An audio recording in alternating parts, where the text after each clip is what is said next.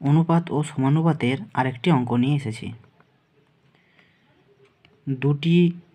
দুটি বইয়ের মূল্য সমান 5টি খাতার মূল্য এবং 3টি খাতার মূল্য সমান 11টি পেনের মূল্য। তাহলে 110টি পেনের পরিবর্তে কটি বই পাওয়া যাবে?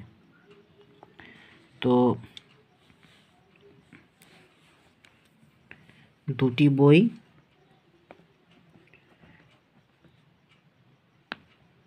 সমান কত? দুটি বই সমান এখানে 5টি খাতা। আবার এখানে বলেছে 3টি খাতা সমান কটি বই? 11টি। 11টি পেন। 11টি পেন।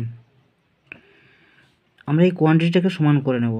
তাহলে এখানে কোয়ান্টিটিটা সমান করার জন্য খাতার কোয়ান্টিটিটা সমান করব, 5 গুণ করে দেব। এখানেও কিন্তু আমাকে 5 গুণ করতে হবে।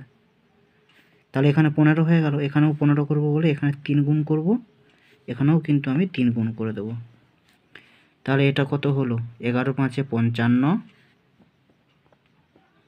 এটা হয়ে গেল 15, আর এটা হলো 3 2 6। তাহলে 6টি বই সমান 15টি খাতা সমান 55টি পেন।